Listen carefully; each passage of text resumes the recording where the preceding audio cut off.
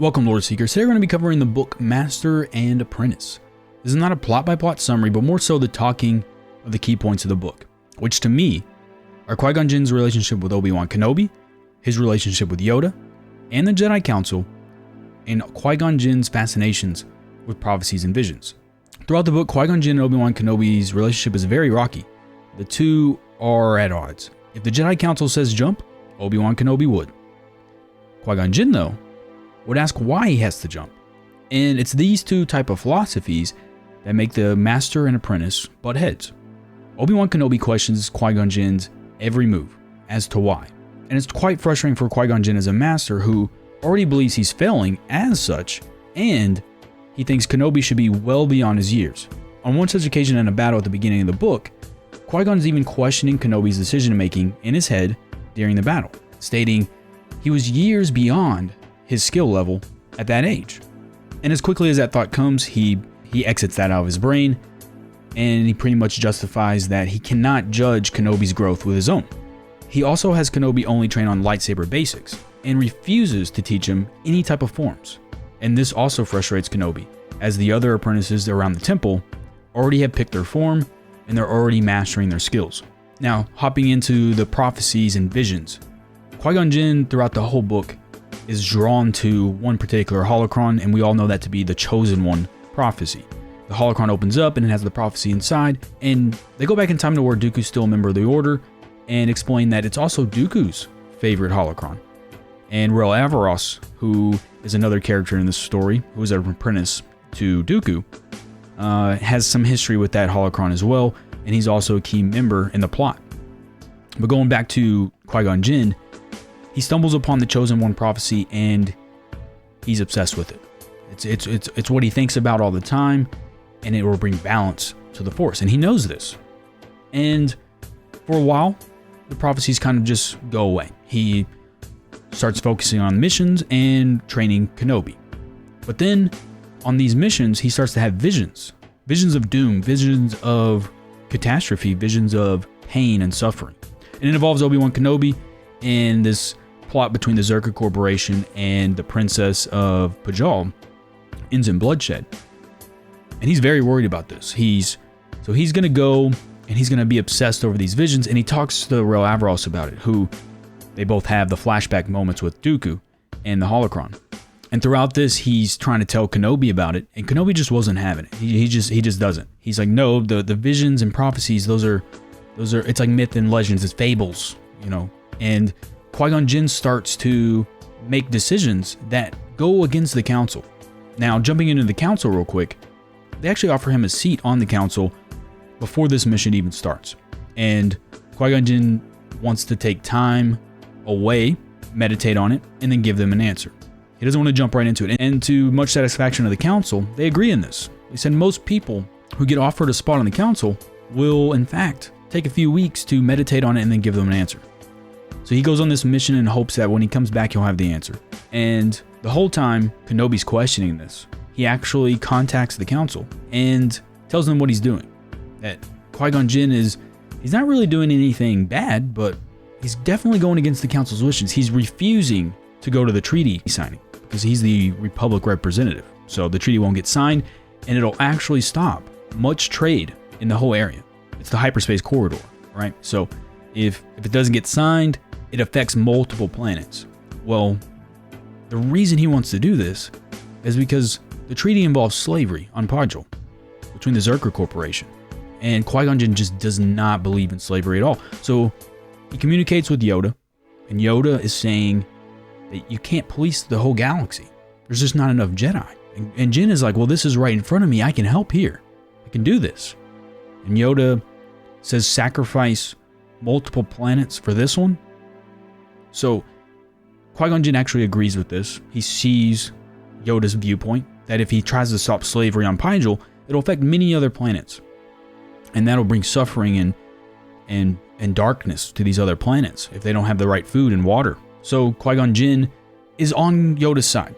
So Qui-Gon Jinn understands this, but he keeps having these visions. And these visions are very frustrating for him. He wants to save Kenobi, he wants to stop slavery, he wants to do all this, and it's just overwhelming for the Master. So Qui-Gon Jinn tells Kenobi this, and then Kenobi, of course, he messages the Jedi Council behind Qui-Gon Jinn's back. And he tells them what's going on, and the Council is furious. They don't know what to make of this. They're like, is he really doing this? And then there was much silence. And then Yoda speaks up. Once again, Yoda saves the day. Not only has he already tried to convince Qui-Gon Jinn one way, he convinces the Council now. He says, well, who are we to judge Qui-Gon Jinn in his view of the Force, in his perception of the Force? Everyone views it differently. If he believes that these prophecies and visions are the truth, then we cannot stop him in his decision making. And that really set me back, and it really set the Council back when I was reading it. And so they accept it. They tell Kenobi what they want him to do, and it's basically just hang back, do what must be done in the present moment, and everything else will work out. The vision almost starts to happen, but then Kenobi, doing what was in the present moment, actually thwarts and manipulates the vision to where no one gets hurt. And Kenobi survives, doesn't get hurt, and everything's good, except for the slavery. Qui-Gon Jinn can't stop that.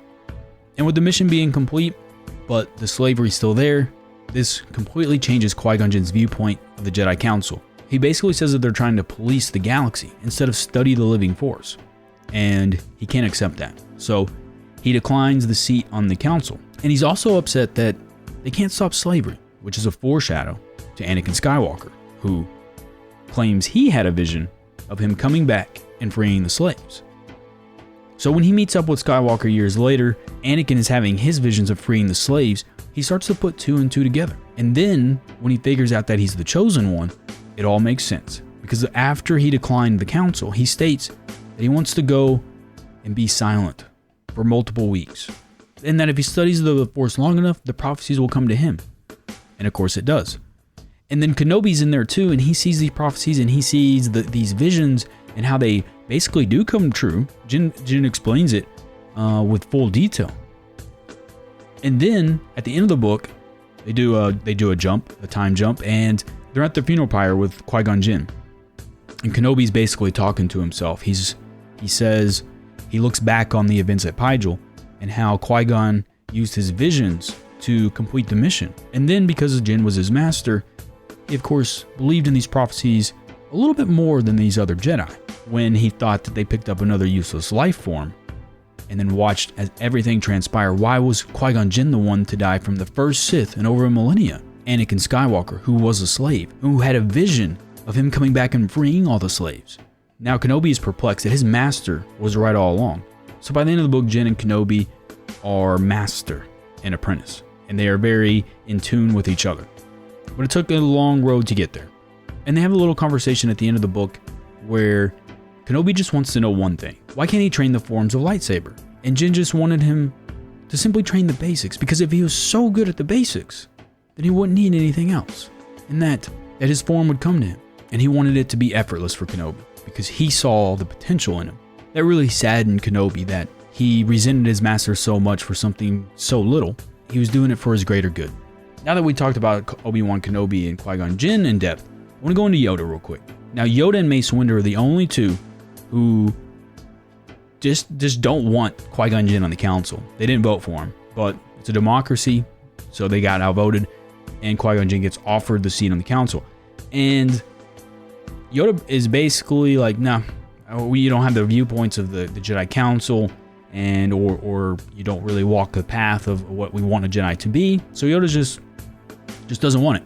But as the Grand Master Yoda is, he doesn't want that, but it's not going to stop him from putting other people in their place when they're wrong. But Yoda, multiple times in the book, actually helps Qui-Gon Jinn. Going back to what we were talking about earlier with the decision-making on the slaves. Yoda just simply tells him, we don't have enough Jedi to stop slavery. We can only handle what's right in front of us. That's not slavery. Slavery is abundant on the outer rim. If it would spread the Jedi too thin, that if he saves Pygel today, many planets will be left in disarray. And Qui-Gon Jinn accepts that answer. And then when Kenobi comes and tells them his plan to stop his visions from happening, the death visions, the Council just is irate by this. And it's Yoda, the voice of reason once again, who pretty much says Qui-Gon Jinn is right. And I know I already talked about this, but I thought this was very important. Yoda is basically saying that everyone views the Force differently, and they cannot judge Qui-Gon Jinn for wanting to believe in the living in the cosmic force and how the visions are pretty much guiding him throughout his life. And Yoda tells the Jedi Council that they should be ashamed for this. And he actually believes in this so much that at the end of the book, and of course in The Phantom Menace, he gives Kenobi Jedi Knight as a field promotion. And then he gives Kenobi Anakin Skywalker as his Padawan. So Yoda sees what Qui-Gon Jinn believed all along. And he kind of helped guide that path for Kenobi, Skywalker, and Qui-Gon Jinn. Overall, I think this book is really amazing. It's got a lot of key points, and it expands Qui-Gon Jinn's life beyond the movie. You know, we only get so much of him, and we don't get a lot of backstory. Well, this really helps guide you into his relationship with Kenobi, why he believes what he believes in, why he's always against the Council, and even though he does stick true to his Jedi values. And Kenobi makes this fun joke. He says, "You even disagreed with the Council's decision to put you on the Council." And that actually got a laugh from Qui-Gon Jinn in the book, and it got a laugh from me as well. I thought it was really well done. But I recommend you guys go read it for yourself, because there's a lot of things that I'm not covering simply for the fact that I want you to read the book. I want you to enjoy it. I want you to have as much fun as I did and get these little pieces of growth from our characters, Obi-Wan Kenobi, Qui-Gon Jinn, Yoda, and a little bit of other side characters as well, such as Mace Windu's even in the book. And you get a little piece of Count Dooku, which is always fun. And of course, may the Force be with you. Always.